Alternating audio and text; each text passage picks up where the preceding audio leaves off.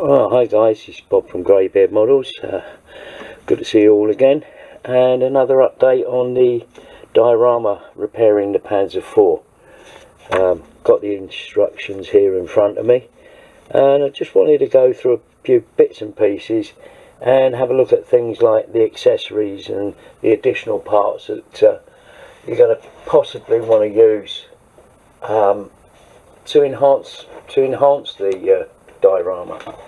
And I've got a few bits and pieces, some from stock of old kits and what have you, and a couple of things that we want to introduce. So the first thing that I wanted to look at was the figures that come with the kit. In the diorama you've got 4 mechanic figures, and obviously they've pulled the engine out of this Panzer, and but then I wanted to look at what the figures were actually doing, and you got these 2 figures here on this illustration on the back, trying not to get the glare on it, but obviously they've got the engine on the winch, and I suppose the inference is that they've just got it out and they're going to lower it, I would hope, onto these 2 pieces of timber on the ground. I hope they're not going to put it on the ground. As a former sort of engineer, there's no way in which you'd put an engine on the ground. The other thing is this chap down here. He appears to be going through a tool roll. If we go back to this front picture, he's going through a tool roll, which in itself is okay, but my question would be, why is he going through a tool roll kneeling on the ground when you've got a perfectly good bench here, and you put your tool roll on there and you'd be doing that, you'd be doing it on there. Then the other question that I have is, you've got this guy here beating the bejesus out of a piece of metal there on an anvil. This strikes me as being a figure that would be with a forge, you know, like a blacksmith type situation, or he's trying to straighten a piece of metal on the tank. But there doesn't appear to be much in the way of heat. I would have thought he would have had heat and stuff there. So this figure and this figure, I question. Tool roll, cool, nice idea. The bench, nice idea. And this selection of tools. But again, when you look at this selection of tools, you've got what appears to be like a car jack there. You've also got a wood, like a carpenter's plane, a blowtorch, and some big sort of spanners and or wrenches, and a G clamp clamped onto the side of this sort of trestle bench thing, and a big sort of hammer there. I get the idea, they're trying to give you an impression of what you could do, but it doesn't make engineering sense to me. I'd be interested to see what your comments would be, but looking at that, I'm not entirely convinced with these 2 figures in the scenario that we have. So if we move this out of the way, let's have a look at some of the things that I've added into the stash to possibly go with this diorama. And one is this Miniart kit. This is 35331, Maybach HL120 engine and 2 mechanics. And these 2 mechanics are actually performing tasks that I think are more in keeping with what's going on. I know it's all just artistic license and stuff like that,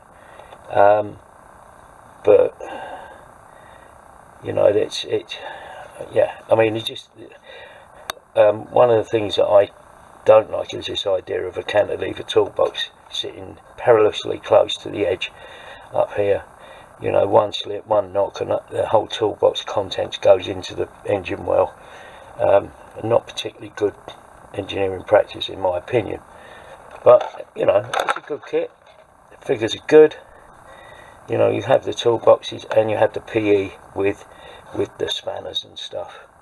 And the PE actually in the kit comes with some tools and things, so that's good. So we'll have a look at that and maybe use one of these figures, maybe this guy or this guy. That sort of makes more sense in terms of the repair of the tank.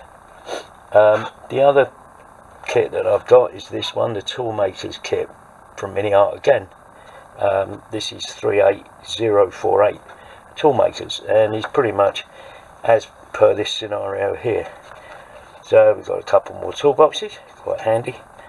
And you know, this guy's working on this pillar drill, and this guy's filing something on this side, and there's a grinding machine there as well. So this in the scenario that I've got, I think it's possible that we can use this workbench and possibly this chap or this chap to make the scene more realistic. So that's that addition. The other addition that I've got is the oil and petrol cans from the 1930s, again Miniart. This is kit number 35595, and this comes with a good selection of petrol cans, different types. There's obviously Allied and Axis Forces cans there, and on the back is a good description of what the colour of the cans are, and you know, the sort of decals that you'd have on each one. So again, that's quite useful. We'll have some of that, I think. You need the sort of workshop stuff.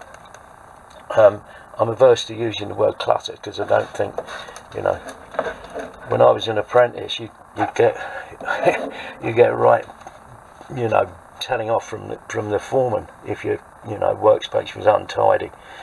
The other thing is this particular set. This is office furniture and accessories. I've had this in the stash a while. 35564 kit by Miniart again, and comes with 2 desks and telephones and field telephones, fire extinguishers, lanterns, all sorts of things, and also a set of posters and some maps. So this could be useful. The chairs might be useful. You might have that sat, you know, a chair sat in the corner against an old desk that was in the garage before it got wrecked. And the field telephone, I think that's a great addition.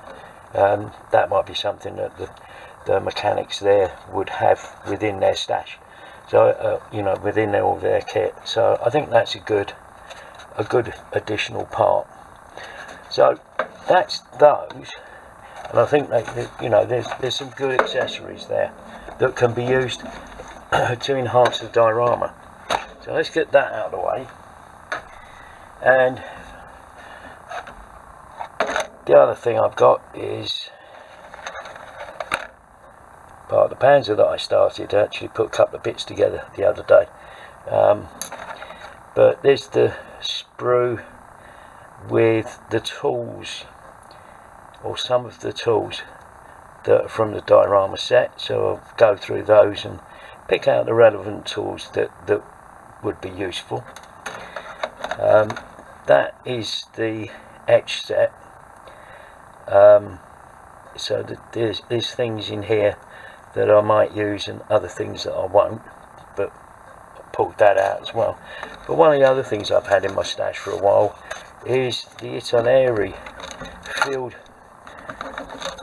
field equipment set. Let's move the box out of the way. This is a Italeri set. It's quite a good set.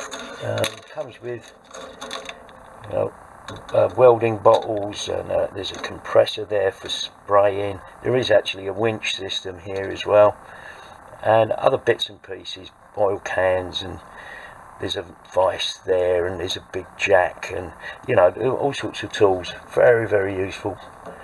You know, oil can, smaller oil can, all sorts of bits and pieces, and a bench.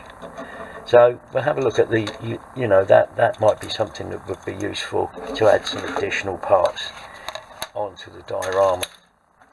The other thing that I've got in my stash is this workshop accessories kit.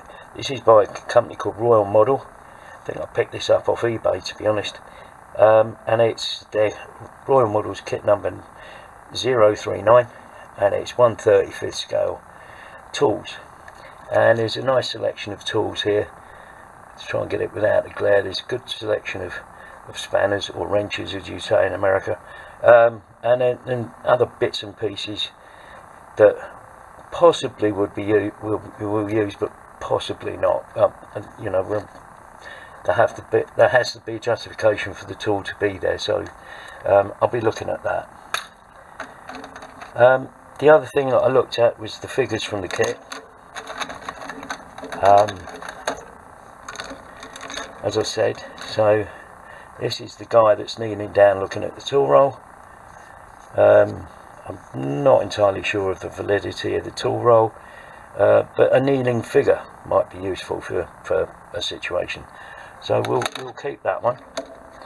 This is the guy who's using the anvil, and he's got this wooden tree trunk that he's got the anvil placed on.